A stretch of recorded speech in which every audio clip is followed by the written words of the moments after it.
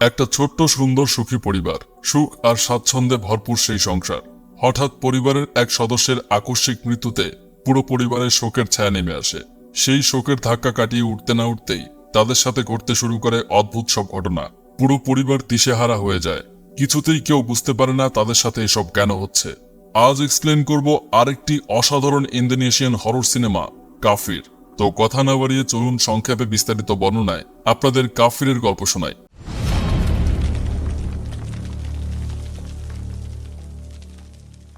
Cinema শুরুতে দেখা যায় মিসেস শ্রী রাতের খাবার রান্না করছে, তার হাজবেন্ড মিস্টার হারমান পিয়ানো বাজাচ্ছে, তাদের মেয়ে দিনা সোফায় বসে বই পড়ছে, আর তাদের ছেলে অ্যান্ডি তখনও বাসায় ফেরেনি। বাইরে মুষলধারায় বৃষ্টি ঝরছে। শ্রী জানালাগুলো লাগিয়ে দিতে গেলে বাইরে একটা মানুষের অবয়ব দেখতে পায়। সেই কৌতূহলবশত ভালো করে বাইরে তাকিয়ে দেখার চেষ্টা করে। তখন পেছন থেকে হারমান তাকে জড়িয়ে ধরলে শ্রী চমকে ওঠে আর তার মনোযোগ সেখান থেকে সরে আসে। এরপর তারা ডাইনিং টেবিলে বসে রাতের খাবার খাচ্ছিল। হঠাৎ হারমান জোরে জোরে কাশতে শুরু করে আর তার রক্তবমি শুরু হয়। কিছুক্ষণের মধ্যেই তার মুখের ভেতর থেকে একটা কাচের টুকরো বেরিয়ে আসে। মা আর মেয়ে তখন কি করবে তা কিছুতেই বুঝে উঠতে পারছিল না। ঠিক সেই সময় তাদের ছেলে অ্যান্ডি বাসায় ফেরে। সে দৌড়ে তার বাবার কাছে আসতে আসতেই তার বাবা মারা যায়। হারমানের এমন আকস্মিক মৃত্যুতে পুরো পরিবারের শোকের ছায়া নেমে আসে। স্বামীর মৃত্যুতে পুরোপুরি ভেঙে পড়া স্ত্রী সেই কাচের টুকরোটা স্মৃতি হিসেবে যত্ন করে তুলে রাখে। এরপর অনেক দিন কেটে যায়। স্ত্রী তার মেয়ে দিনাকে বলে, আমি তোমাদের বাবাকে এখনো অনুভব করি, আমার মনে হয় সে আমাদের আশেপাশেই আছে। তখন অ্যান্ডি একটা মেয়েকে নিয়ে বাসায় ঢোকে। সে মেয়েটাকে তার মায়ের সাথে পরিচয় করিয়ে দেয়। মেয়েটার নাম হানু। সে অ্যান্ডির ভার্সিটিতে খাবার ডেলিভারি দেয়। রত্না ক্যাটারিং নামে তাদের একটা ফুড ফ্যাক্টরি আছে। রত্না হানুমের মায়ের নাম। ভার্সিটিতে খাবার ডেলিভারি করার সুবাদে তার সাথে অ্যান্ডির পরিচয় হয় আর তাদের মধ্যে প্রেমের সম্পর্ক গড়ে ওঠে। অ্যান্ডির মার হানুমকে খুব পছন্দ হয়। সে হানুমকে রাতে তাদের বাসায় থাকতে বলে। রাতের খাবার খাওয়ার সময় অ্যান্ডি হঠাৎ কাশতে শুরু করলে স্ত্রী খুব ভয় পেয়ে যায়, কারণ এমনই এক রাতে খাবার টেবিলে সে তার স্বামীকে হারিয়েছে। রাতে অ্যান্ডি যখন হানুমকে পিয়ানো বাজিয়ে শোনাচ্ছিল, তখন রান্নাঘর থেকে তার মায়ের চিৎকার শুনে তারা সবাই সেখানে ছুটে যায়। কি হয়েছে জানতে চাইলে তাদের মা বলে, হঠাৎ তার পায়ে সে খুব ব্যথা অনুভব করে মেঝেতে পড়ে গেছে। শোয়ার সময় স্ত্রী তার পায়ে মলম লাগাতে গিয়ে দেখে সেখানে কালছিটে পড়ে গেছে। আর তখন দেয়ালে একটা অদ্ভুত ছায়া দেখা যায়। বাইরে থেকে পিয়ানোর আওয়াজ আসছিল। অ্যান্ডি এত রাতে পিয়ানো বাজাচ্ছে বলে স্ত্রী কিছুটা বিরক্ত হয়ে বাইরে আসে, কিন্তু বাইরে আসার পর সে দেখে সেখানে অ্যান্ডি নেই, বরং পিয়ানোটা একা একাই বাজছে। এমন দৃশ্য দেখে স্ত্রী ভয় পেয়ে যায়, আর তখন অ্যান্ডি সেখানে চলে আসে। সে তার মাকে শান্ত করে বিছানায় নিয়ে শুইয়ে দেয়। স্ত্রী তার ঘরের সিলিং এ কালো ড্যাম দেখতে পায়। পরদিন সকালে স্ত্রী তাদের নতুন কাজের লোক সেলিমকে ডেকে সিলিংটা ঠিক করে দিতে বলে। সেদিন হানুম আবার তাদের বাসায় আসে। আজ হানুম বাসা থেকে চিকেন স্যুপ বানিয়ে এনেছে। চিকেন স্যুপ দেখে স্ত্রীর মুখ কালো হয়ে যায়, কারণ তার প্রয়াত স্বামী এই চিকেন স্যুপ খাওয়া অবস্থায় মারা গেছে। তবু হানুম যেহেতু খাবারটা নিয়ে এসেছে, তাই সে এক চামচ মুখে নেয় আর খুব প্রশংসা করে। রাতে প্রচন্ড ঝড়ো হওয়ার সাথে ভারী বৃষ্টি শুরু হয়, তাই সে রাতেও হানুমকে তারা তাদের বাসায় থেকে যেতে বলে। সবাই ঘুমিয়ে গেলে স্ত্রী তার ঘরের সিলিং এর যে জায়গাতে ড্যাম ছিল, ঠিক সেখানেই একটা কালো ছায়াকে দেয়াল বেয়ে কুণ্ডলি পাকিয়ে মিলিয়ে যেতে দেখে।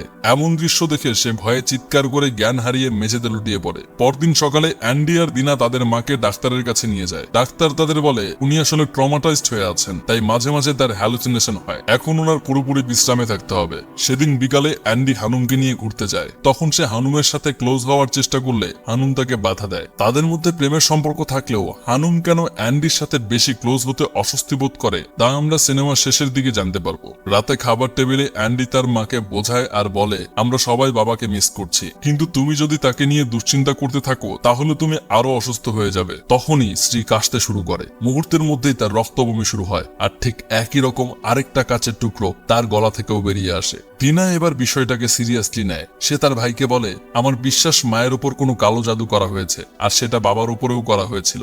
বাবা মারা যাওয়ার পর থেকেই আমাদের বাড়িতে সব অদ্ভুত ঘটনা ঘটতে শুরু করেছে। অ্যান্ডি এসব ব্ল্যাক ম্যাজিকে বিশ্বাস করে না। পরদিন দিনা তার মাকে দেখাশোনা করার জন্য স্কুলে যেতে চায় না, কিন্তু স্ত্রী তাকে স্কুলে পাঠায়। অ্যান্ডি আর দিনা স্কুলে যাওয়ার পর স্ত্রী সেই এলাকার তান্ত্রিক যার ওর আস্তানায় যায়। যার ও তাকে দেখে হাসতে হাসতে বলে, এতদিন পর আমার কাছে এলে, কি হয়েছে? স্ত্রী বলে, আমার সাথে অদ্ভুত সব ঘটনা ঘটছে। তখন জারবো একটা ডিম নিয়ে স্ত্রীর হাতে দেয়। স্ত্রী ডিমটা হাতের মুঠোয় কিছুক্ষণ ধরে রাখে। তারপর সেই ডিমটা ভাঙলে দেখা যায় ডিমটা কালো হয়ে গেছে। জারবো সেটা দেখে হাসে আর বলে, তোমার ঘরে শয়তানি কালো জাদুর প্রভাব আছে। এরপর সে স্ত্রীকে সাথে নিয়ে তার বাসায় আসে। জারবো সেই কালো জাদুর সন্ধান পায় স্ত্রীর বেডরুমে। সে তার তন্ত্রবিদ্যার মাধ্যমে সেই ব্ল্যাক স্পিরিটটাকে আয়ত্তে আনার চেষ্টা করে। তখন দেখা যায় একদিকে স্ত্রী মেঝেতে শুয়ে ছটফট করছে আর অন্যদিকে দেখা যায় সিলিং এর সেই ড্যাম থেকে একটা বিশাল কালো ধোয়ার কুণ্ডলী জারবো তার বোতলে বন্দি করে নিচ্ছে। এরপর জারবো তার আস্তানায় চলে যায় আর তখন হানুম সেখানে চলে আসে। হানুম জারবোকে দেখতে পায় কিন্তু সে এ ব্যাপারে কিছু বলে না। স্ত্রী এখন অনেক সুস্থ বোধ করছে, এমনকি তার পায়ে যেখানে কালশিটে পড়ে গিয়েছিল সেখানেও তার কোনো চিহ্ন নেই। এরপর স্ত্রী সেই ব্ল্যাক স্পিরিটটাকে ধ্বংস করার জন্য জারবোর আস্তানায় যায়। সে জারবোকে একটা ছবি দিয়ে বলে এসবের পেছনে কি এর কোনো হাত আছে। জারবো তার তন্ত্রবিদ্যার মাধ্যমে নিশ্চিত করে যে স্ত্রী যার ছবি তাকে দেখিয়েছে সেই এসবের পেছনে কাজ করছে। তারপর জারবো সেই ব্ল্যাক স্পিরিটটাকে ধ্বংস করার জন্য তার কাজ শুরু করে দেয়, কিন্তু সেই ব্ল্যাক স্পিরিট অনেক বেশি শক্তিশালী ছিল, যার ফলে উল্টো জারবোর সারা শরীরে আগুন লেগে যায় আর তার পুরো আস্তানা পুড়ে যেতে শুরু করে। এমন ভয়ানক দৃশ্য দেখে স্ত্রী সেখান থেকে বেরিয়ে দৌড়ে তার বাসায় ফিরে আসে। মায়ের এমন খারাপ অবস্থা দেখে দিনা অ্যান্ডিকে বলে আমি নিশ্চিত আমাদের মাকে কেউ অভিশাপ দিয়েছে, কিছু একটা করো ভাইয়া। অ্যান্ডি তখন রেগে যায় আর দিনাকে বলে এসব বিশ্বাস করা বাদ দে। এরপর দিনা তার মায়ের ঘরে একটা পুরনো ছবি পায়। ছবিটা একপাশ থেকে ছেঁড়া, ছবিতে তার মা আর বাবা আছে, কিন্তু সেই ছেঁড়া অংশে কে ছিল তা জানার জন্য দিনা সেই ছবিটা নিজের কাছে রাখে। পরদিন স্কুলের জন্য বের হলেও দিনা স্কুলে না গিয়ে জারবোর সেই পুড়ে যাওয়া আস্তানায় যায়। সেখানে গিয়ে দিনা সেই ছবিটার বাকি অংশ খুঁজে পায়। এটা একজন মহিলার ছবি। দিনার কৌতূহল আরো বেড়ে যায়। সেই ছবির সূত্র ধরে দিনা সেই মহিলার ঠিকানা খুঁজে বের করে। ঠিকানা অনুযায়ী দিনা সেখানে গেলে জানতে পারে সেই মহিলার নাম লায়লা। 20 বছর আগে তারা গ্রাম ছেড়ে শহরে চলে গেছে। দিনা তার ঠিকানা নিয়ে সেদিনের মতো বাসায় ফিরে আসে। সে রাতে অ্যান্ডি টেপ রেকর্ডারে গান শোনার সময় অদ্ভুত একটা বিষয় লক্ষ্য করে। সে দেখে রেকর্ডারটা নিজে নিজেই কাজ করছে। ঠিক তখনই সে তার মায়ের চিৎকার শুনতে পায়। স্ত্রী তার বেডরুমে একটা ভয়ানক মানুষের অবয়ব দেখে ভয়ে ঘরের কোণে জড়সড় হয়ে বসে আছে। এবার অ্যান্ডি বিষয়টাকে আর হালকাভাবে নিতে পারল না। পরদিন সে হানুমকে তার মায়ের দেখাশোনার জন্য বাসায় রেখে জারবোর আস্তানায় যায়। সেখানে গিয়ে সে একটা ছোট্ট কাচের বোতল পায়। অ্যান্ডি সেটা সাথে নিয়ে কবরস্থানের দিকে যায়। কবরস্থানে গিয়ে সে দেখে জারবোর লাশ তার কবরে নেই। এদিকে দিনা সেই লায়লা নামের মহিলার ঠিকানায় গিয়ে যে তথ্য পায় তা জানার পর দিনার কাছে সব রহস্য পরিষ্কার হয়ে যায়। সে তার ভাইকে কল করে বিষয়টা জানাতে গিয়ে দেখে তার ফোন অফ হয়ে আছে। তাই সে আর এক মুহূর্ত দেরি না করে বাসায় চলে আসে। কিন্তু বাসায় আসার পর কেউ একজন দিনাকে পেছন থেকে আক্রমণ করলে দিনা জ্ঞান হারিয়ে ফেলে। এদিকে অ্যান্ডি বৃষ্টিতে ভিজে রাতে বাসায় ফিরে হানুমকে জিজ্ঞেস করে তার মা কোথায়। হানুম বলে সে তো তার ঘরেই আছে। অ্যান্ডি তার মায়ের ঘরের কাছে গিয়ে দেখে দরজা ভেতর থেকে লাগানো। এক পর্যায়ে অ্যান্ডি দরজা ভেঙে ঘরে ঢুকে দেখে তার মা ঘরে নেই আর ঘরের জানালা ভাঙা। এদিকে দিনা অবশ হয়ে বিছানায় পড়ে আছে। হানুম তখন অ্যান্ডিকে বলে তোমাদের বাড়িতে যেহেতু খারাপ কিছু ঘটছে তাই তোমরা আমাদের বাসায় চলো। হানুমের কথায় আশ্বস্ত হয়ে অ্যান্ডি দিনাকে নিয়ে তাদের বাসায় চলে যায়। অ্যান্ডি কিছুটা নিশ্চিন্ত হয় এই ভেবে যে তারা এখন একটা নিরাপদ জায়গায় আছে। তখনও দিনার জ্ঞান ফেরেনি। অ্যান্ডি হানুমদের বাসার একটা ফটো অ্যালবাম উল্টে পাল্টে দেখছিল। সেই অ্যালবামে একটা ছবি দেখে তার বাবার মতো লাগে। ছবিটা ভালোভাবে দেখার জন্য সে টেবিল ল্যাম্পের নিচে যায়। আর ঠিক তখনই দিনা ঘুমের ঘরে বিড়বিড় করে কিছু বলে ওঠে। অ্যান্ডি দিনার কাছে গিয়ে তার মাথায় হাত বুলিয়ে যখন আবার ফিরে আসছিল তখন দিনার স্কুল ব্যাগে সেই ছবিটা দেখতে পায়। ছবিটা দেখে অ্যান্ডি চমকে ওঠে। কিছুক্ষণ আগে সে অ্যালবামে ঠিক এমনই একটা ছবি দেখেছে। এরপর ছবিটা সে মিলিয়ে দেখে আরো অবাক হয়, তার মা বাবার সাথে হানুমের মায়ের ছবি। তখন দিনার ডায়েরির পাতা উল্টে সে দেখতে পায় দিনা সেখানে লিখে রেখেছে রত্নাই আসলে লায়লা। দিনা এই সত্যটা আগেই জানতে পেরেছিল। এরপর অ্যান্ডি বেসিনের আয়নার পেছনে আরেকটা কাচের বোতল পায়, যেমনটা সে জারবোর আস্তানায় পেয়েছিল। অ্যান্ডির আর বোঝার বাকি থাকে না এই সব কিছুর পেছনে হানুমের মা জড়িত। সে হানুমকে ডেকে তোলে আর বলে দিনাকে নিয়ে আমার এক্ষুনি এখান থেকে বেরিয়ে যেতে হবে। হানুম অবাক হয়ে জানতে চায় এত রাতে তারা কোথায় যাবে। অ্যান্ডি হানুমকে বলে এখন এত কিছু বলার সময় নেই, তুমি আমাকে এখান থেকে বেরোতে সাহায্য করো। হানুম তখন চাবি নিয়ে এসে অ্যান্ডিকে বের করার জন্য দরজা খুলে দিতে যায়। ঠিক তখনই হানুমের মা রত্না ওরফে লায়লা সেখানে চলে আসে।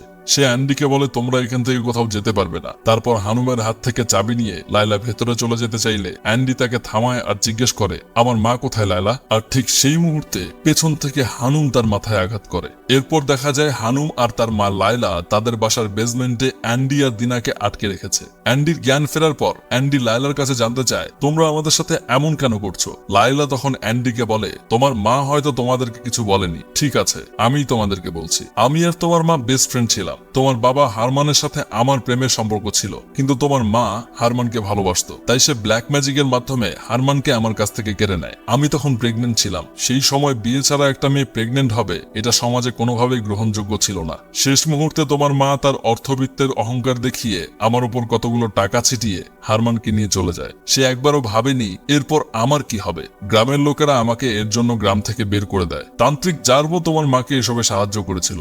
আর এই যে হানুমকে দেখছো সে তোমার বাবারই অবৈধ সন্তান, মানে হানুম তোমার বউ। এরপর লায়লা সেখানে অ্যান্ডির মাকেও নিয়ে আসে। তারপর সে তার কালো জাদুর প্রভাবে দিনার উপর অমানসিক নির্যাতন শুরু করে। স্ত্রী লায়লার কাছে তার অতীতের সব ভুলের জন্য ক্ষমা চায় আর তাদের ছেড়ে দিতে বলে, কিন্তু লায়লা তার কোনো কথাই শোনে না। এরপর সে একটা ব্ল্যাক স্পিরিট সেখানে হাজির করে আর অ্যান্ডির মাকে তার সাথে পাঠিয়ে দেয়। অ্যান্ডির মা তখন পুরোপুরি লায়লার নিয়ন্ত্রণে। অ্যান্ডির মা শ্রী সেই ব্ল্যাক স্পিরিটের সাথে কবরস্থানে গিয়ে জারবোর ফাঁকা কবরে শুয়ে পড়ে, আর তখন চারপাশ থেকে মাটি এসে তার পুরো শরীর ঢেকে দেয়। এদিকে অ্যান্ডি সুযোগ পেয়ে তার হাত পায়ের বাঁধন খুলে ফেলে লায়লা আর হানুমের উপর চড়াও হয়।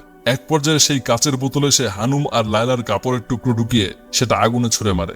সাথে সাথে হানুম আর লায়লার গায়ে আগুন ধরে যায় আর অ্যান্ডি দিনাকে নিয়ে সেখান থেকে বেরিয়ে আসে। এরপর অ্যান্ডি দৌড়ে সেই কবরস্থানে গিয়ে দেখে তার মা মাটির নিচে চাপা পড়ে আছে। সে তাড়াতাড়ি মাটি সরিয়ে তার মাকে বের করে আনে। সৌভাগ্যবশত অ্যান্ডি আর দিনার মা স্ত্রী বেঁচে যায়। শেষ দৃশ্যে দেখা যায় একটা অ্যাম্বুলেন্সে করে হানুম আর তার মা লায়লার পুড়ে যাওয়া ডেড বডি অজানা কোথাও নিয়ে যাওয়া হচ্ছে, আর সেই অ্যাম্বুলেন্সের ড্রাইভার অ্যান্ডিদের বাড়িতে কাজ করা সেই সেলিম। সিনেমাটা এখানেই শেষ হয়। ছোট বড় পাপ আমরা সবাই করি, কিন্তু এমন কোনো পাপ না করাই ভালো যা নিজের কিংবা অন্য কারো জীবনের জন্য হুমকি হয়ে দাঁড়ায়। আজকের মতো বিদায় নিচ্ছি। ভিডিওটি ভালো লাগলে একটি লাইক দিন আর আপনার পরিচিতদের সাথে শেয়ার করুন। আপনার মতামত জানাতে কমেন্ট করুন। এমন আরো অসাধারণ সব সিনেমার এক্সপ্লেনেশন ভিডিওর জন্য আমার চ্যানেলটিকে সাবস্ক্রাইব করে পাশে থাকা বেল বাটনটি চেপে রাখুন। শেষ পর্যন্ত সাথে থাকার জন্য আপনাকে ধন্যবাদ।